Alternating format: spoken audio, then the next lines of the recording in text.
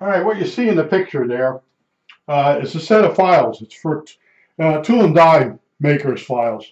It's a Sears set. I use it. I bought it many years ago. I still use it. The plastic box, the hinge broke apart.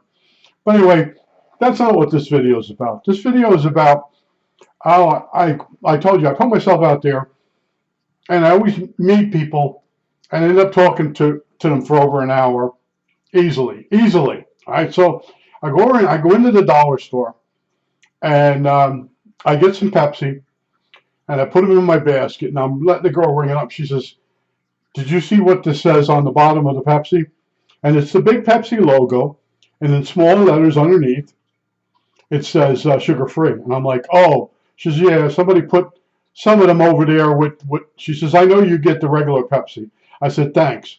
See, I know her for over 15 years, and I know Sue over there at the dollar store.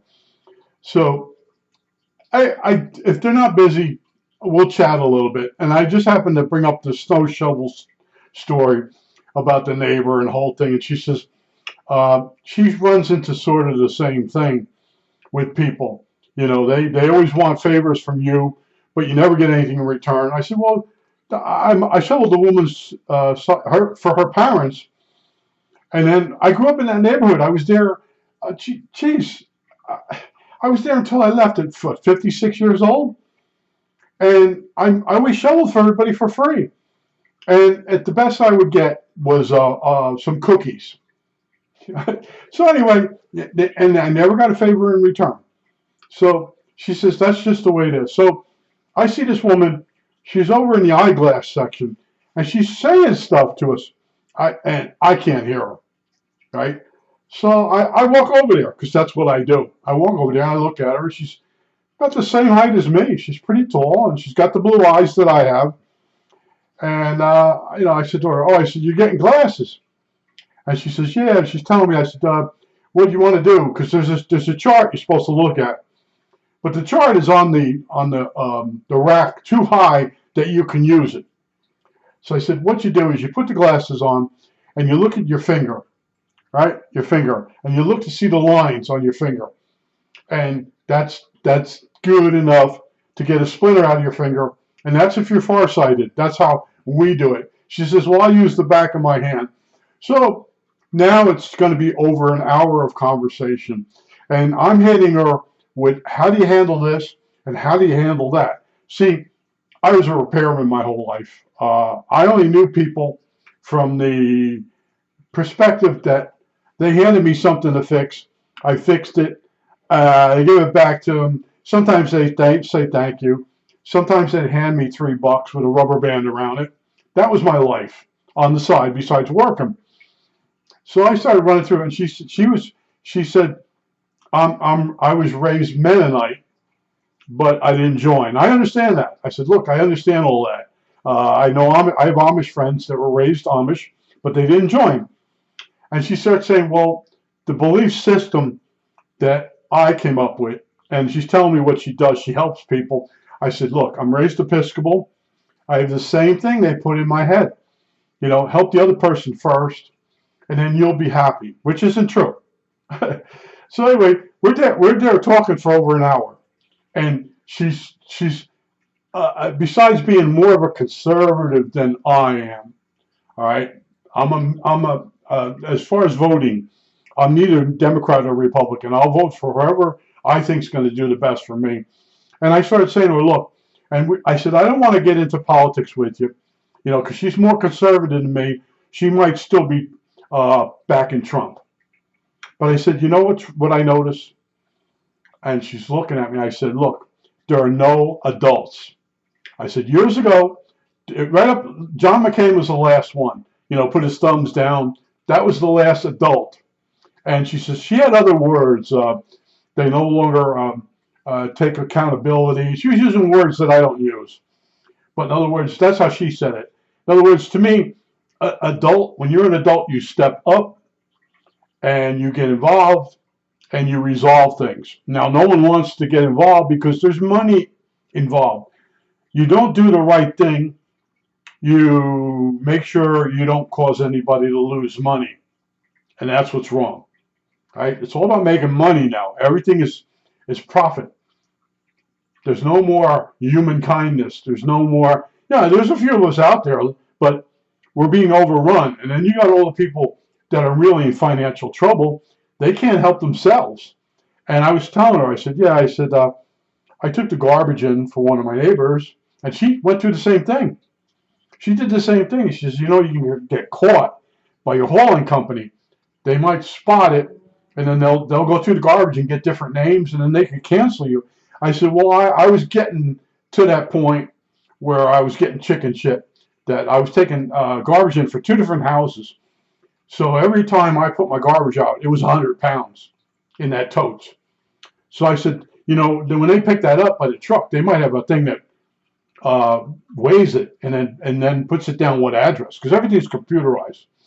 So I said, you know, at some point they're going to see that, you know, they're not making any profit with me. And, you know, I straightened everybody out, which it really didn't straighten anything out.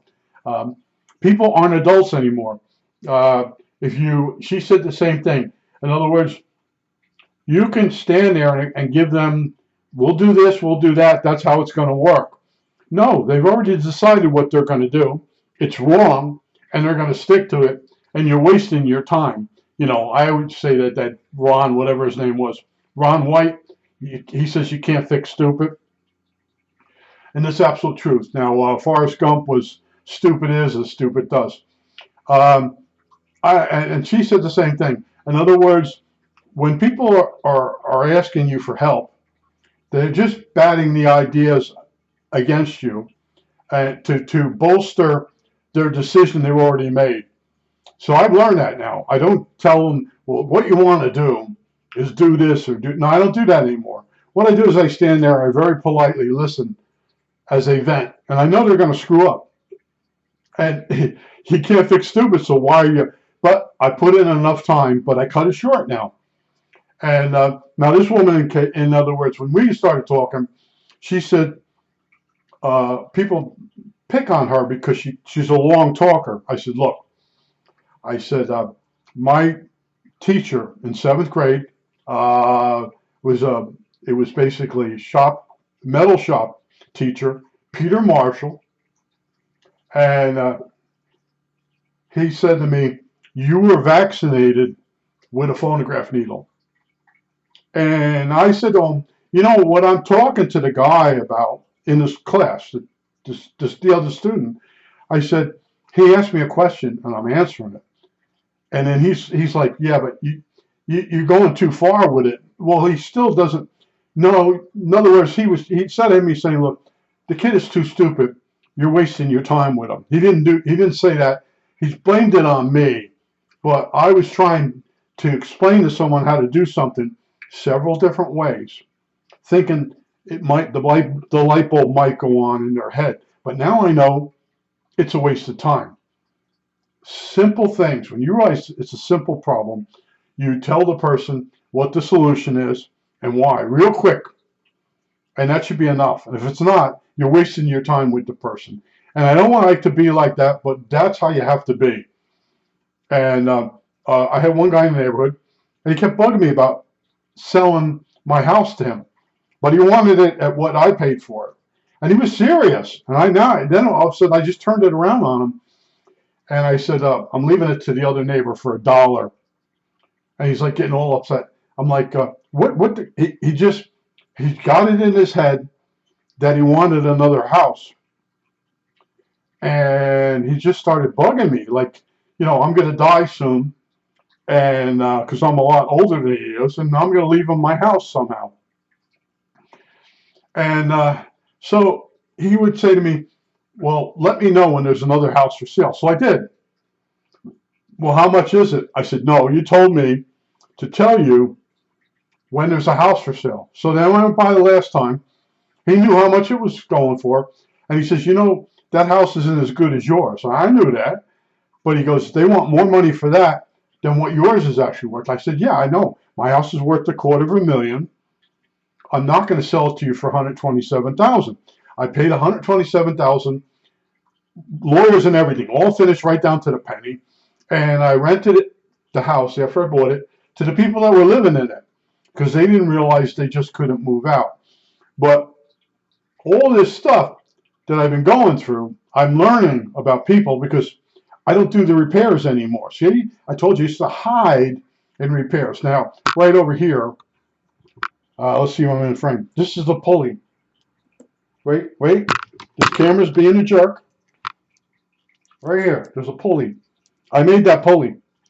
Now, I have to grease it, put the pulley on, and then there's a washer that goes on top, and then you melt the post. And you have to have a shim in there, so there'll be clearance. But I do repairs, but instead of doing like 2 a day, 3 a day, I spread it out over a week. I do a step. Maybe the next day I won't do a step. But what I put my time into now is I go for a walk, and I've always met people, I've always talked to them, but I'm at a different level now. You meet people that think a lot like yourself, because as you're walking along, you make a funny statement to them, and they laugh. And I always have an opening line, and then you can tell how they talk back to you, whether it's going to be a good conversation or not. And usually people that are the same age as you, whether it's in the middle of a dollar store or in a Walmart. And the one guy, my neighbor worked with him, and he's the one that told me about the Purdue chicken, big chunks. What is it? Lightly breaded. It's not deep fried. It's baked, and you reheat these chunks, and you won't get the gastro problems of fried food. See, I was buying Purdue stuff. Anyway, so for this year, I found out about the chicken. Right? So I do get stuff back as a reward now. That person told me about the chicken. But that guy, I know him. I've stood there for over an hour 3 times already because he thinks a lot like I do. He's single. He's not married. And he runs into all the same problems as I do. And I get to hear how he solved the problem. Or he'll tell me, oh, you're having bad gas problems with fried food? Yeah, fried food is no good for you.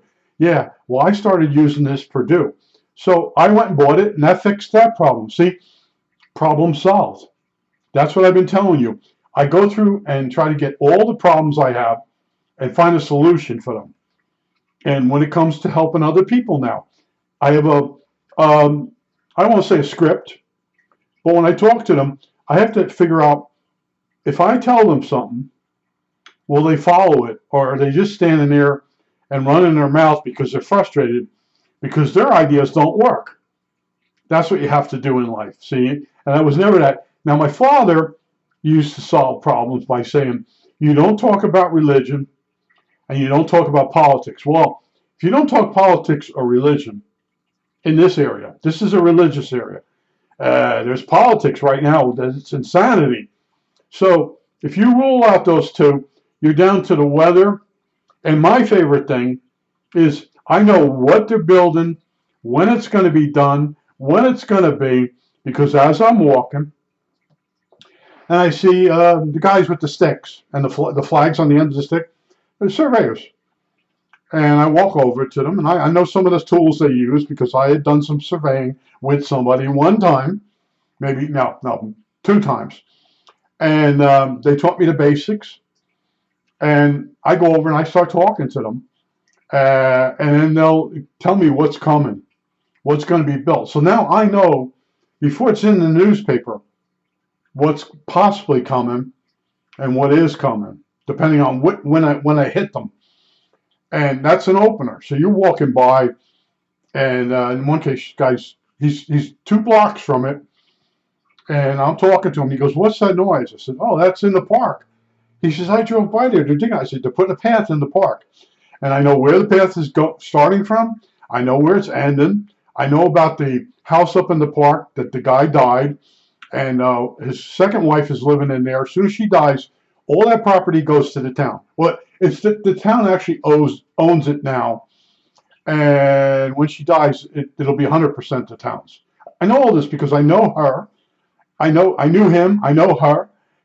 So if I say, "How'd you know?" I said, "I know her." And then I could tell the deer story where I told her there was a deer by her house and she didn't believe me. I walked back. She was getting cans out of the garbage. She's called the can lady. She takes the aluminum and she uses it she turns the cans in, and it's a religious organization. They help people who are underprivileged. So anyway, so she's called the can lady. I know her name. And I know she was a minister at one time. I know people, and they don't, because they don't take the time. So I tell them, yeah, she's going to be stay there until she dies, and they didn't know about this. I said it's the same thing as with Flory. The Flory Park is called Flory Park because Bob Flory, put in his will that when he died, the property would go to the town as a park. All right. So I never met Bob Flory, but I know all about him because the people that lived there, that bought the property from him, that have their house, they told me the story. Right? It's all, as you walk along, there's older people, and they have nothing better to do than to tell you the history of the area. And some of you would like, oh, I wouldn't see you. I know you wouldn't stand there. I would, because then once I know the history of what was there, what was over there, what the people's names were, when I'm walking, I'll bump into someone that's new, and they're like, I heard this, I heard it. No, that's not true. And then I give them the name. I said, over there, that guy there, that's his brother. If you want to really have it from the horse's mouth, that's the guy's brother. Going over this way, that's his cousin. I know who owns the properties here, the rental properties, and I know his name. I know his wife. I know his children. I know his cousin that owns other properties. So when they're standing there going, well, I heard he owns it. No, he doesn't own all of it. I said, this one guy owns some of them. His cousin built all these houses, but he only owns some of them. Now, across the street, all those, the cousin built, and he owns it. It's a rental. He knew that, but he didn't know about the other guy. I said, no, I know the guy's name. I know the religion. I'm very thorough. And then one day, I told you I met this girl on the ramp going to Walmart, and she's good. Believe me, she was good. We stood there. It was over an hour. And then a couple days later, I'm up in the neighborhood, and the guy had an electric fence. And the dog come out, and he's barking at me. I'm going, I love you too. I love you too. Guy comes out, and he's smiling at me. He's talking. He goes, the dog won't bite. I said, no. I said, do you know Sally? He goes, yeah, it's my wife. I go, yeah. I said, yeah, I was talking to her the other day. And then he goes, oh, you're that guy that told her about, yeah, blah, blah, blah, blah, blah, blah. I can't tell you everything. But anyway, yeah, that's me. Because she says, she was really amazed how much you know. She's in church groups, and she knows people that way. I know people just from walking around, and they talk to you, and they spill the beans. That's why I can't tell you everything. No, I do a video, and someone says, hey, guy John, he's on YouTube talking about you. What's going on now is here, for a while, YouTube was on the cable system. And there were people here watching the YouTube, but there's some type of, the last I saw, there was some type of argument over who was going to pay who. But in other words, the cable company here, you could actually watch YouTube videos on the cable. And the one neighbor, he's real old. He's 80-something. I think he's 87. And he was one that told me. And he put his TV on, and he called it up, and it said, not available at this time. I said, you're watching YouTube stuff? He goes, yeah. I said, I got it. And then I said, I bit my tongue. I said I have a channel, but I wasn't going to show him. I couldn't show him the channel because it wasn't available yet. But in other words, you got to watch what you say about people. I sort of tell you stories, but I have this ability to walk up to almost anybody and start a conversation. And trust me, there are people that are like, you can see it on their face. That's the other thing I learned. When I'm annoying somebody and they want to go, I can recognize that. I couldn't do that in the past. People actually say to me, they go to me, do you ever stop talking? Yeah. But when you meet someone that wants to talk like you do, they're like, the woman kept apologizing today to me that she was a long talker. She says, my friends are. I said, look, I'm the same way. Because we're so much alike. We care about other people that don't care about us. And that's what she says, well, you have a heart. I said, well, I say it differently. I like people. And I realized that other people will stop and talk to you when they have a problem. But when you have a problem or anything, they don't want to talk to you. They're in a hurry. All right? And then when they want something, they're your best friend again. This is what I had to learn. See? I had people in my neighborhood back in New Jersey that I thought liked me. I thought they liked me. No. You find out later on they were jealous of you. They felt like you should have been working when you weren't working. And yeah, I had so much money. Why would I go to work? Why would I go to work? I just, the company I was at, I was like, I'm out of here. I quit. You just can't quit. The neighbors were all like, you just can't quit like that. I said, well, how much money do I have to have in the bank before I can quit? Well, you got to wait till you're 67. No, I don't have to wait till I'm 67. There's people that retire in their 30s. Well, that's different because it's not you. What if it is me? What if I had that money? Now, what I did wrong was I stayed in New Jersey, and you just get hit with all kinds of bills and taxes. But I had a lot of money at one time. I worked hard for that, and I saved. I went without. I repaired things all the time rather than buying a new one, and that's what I'm about. And I've had a different life than everybody else, but I was always a repair guy. You notice my videos. And then that's why I get really upset when someone says something to me. I've done the work. They're telling me, why don't you do this? I've done the work. I'm showing you the best way possible to do something. And yes, you can do it other ways, but I've done it those other ways. And this is just, a lot of times I do a project and show it to you. I'm using the least amount of tools. Now, if you knew me from doing the CNC machines, go look at crankorgan.com. It's there just to hold my email address. I designed machinery that could be built with hardware store parts, and I supported it. I helped people with their motor system. I made no money, but I had a bunch of people that were trolling me, people that are jealous of me, people saying bad things about me on the internet. See, I understand people now and why they would do that. I sort of had that in high school. I had a couple people, if I bought something, they would buy the same thing but a better model or just to show off. I bought the thing because I really thought about it and I really wanted one. They would buy it just to be a jerk. Now, in one case, it came down to the kid would come over to the house all the time, and I bought 6 tomato plants. That's what we bought every year. 6. There were supersonics back in those days. That's what they were called.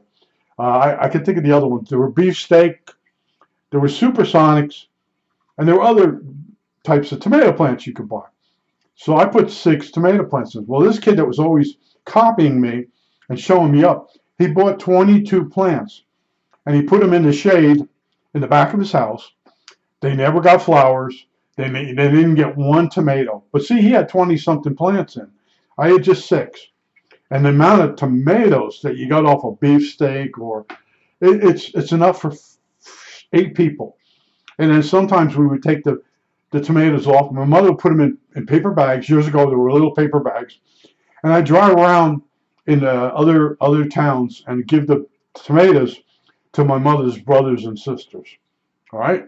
Meanwhile, the guy's got 20-something plants, and he didn't get even one tomato. But that's what I really didn't connect all the dots. See, I was always trying to be helpful to people. And there are other people, they're just out there for their ego. It's like I mentioned the cars. They were all going to have brand new cars when they started driving. None of them did. I saved my money up. I bought a Nova. It was repairable by me. And basically, I bought this book about Novas, and they said it was made to be a competition to a Volkswagen. And I kept explaining to this one car expert that kept coming over me when I'm working on my car.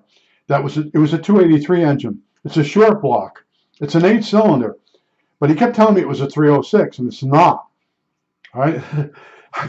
He wasn't. He was a bullshit artist. Let's just say he died a bullshit artist. He was born a bullshit artist, and he died a bullshit artist. And There's many stories I could tell you. But see, I was a guy that's the car I could afford, and I could do a tune-up on it every few weeks. I would check it over, and I never broke down with that car. That car always made it. Sometimes it was rough going. You know, you have problems that just happen. You get a cracked distributor, brand new distributor cover. I guess it was. Anyway, sometimes a distributor cap. Yeah, there's the name now. A distributor cap will just get a crack in it, and when it rains, the car won't run right. And I found one, brand new distributor cap. Every so often you would replace a distributor cap and maybe the wires even on the car. And like I said, I did my own repairs on that car. I did my own muffler job. What a nightmare that was. But anyway, I was always a repair guy. And I would be walking through a neighborhood. I was a kid, but I was big for my size and tall. Tall, big, tall. And I must have looked like I knew what I was doing. And these men would call me over. Can you help me with this? And I'm over there. Now I'm working. I ain't getting paid anything. And there'd be some type of tradesman. They go, my helper didn't show up. Blah, blah. So there I am carrying wood out of a truck and helping the guy. And it still happened. I was working in TRW. I come home from a really bad day. And I come in the car. I go up the street. And I seen a guy out in front of the house next door. And he had been doing, he's putting stone in. The house kept sinking. So he's got the stone. He's got that vibrating machine. I come in. I pee. I hit the chair. I went back, and the doorbell rings. And the guy could only speak a little English. And he goes, "You help me? You help me?" Like that. I go, yeah, let me get my shoes. I get my shoes on. Get outside. He had one of those vibrating compressing machines for stone. You compress them into the ground before you put your cement in. And it was heavy, man. I helped him lift it up into the truck. And he was an old man. And he thanked me. He did thank me. Because a lot of people, they don't thank me. And I don't want to go into that, but a crappy thank you. I mowed somebody, I'll say this, I mowed a woman's lawn here 3 years for free. I got three cans of Raisinets, 3 jars, but never a thank you. And then the one person that gave me the Raisinets says, "My daughter doesn't know how to say thank you." Of course she don't. Anyone that deals with me doesn't know how to say thank you to me. I have a whole lifetime of that crap, you know. Then you help some stranger, and they're overdoing it. I'm like, all right, it was nothing. Well, most people wouldn't do that. It's like I told you, the Chinese woman that got lost. The whole nightmare I went through that. And the next day I'm outside working on the house, and the girl comes up in the car, and she gets out and she starts thanking me. No one, since we moved here from China, no one's ever been that nice to us. I said, look, I said, I'm Episcopal. This is how I was raised. You look after the other person first. Of course, she was an evangelical. Met her a few times after that, and she trying to convert me from being Episcopal to being an evangelical.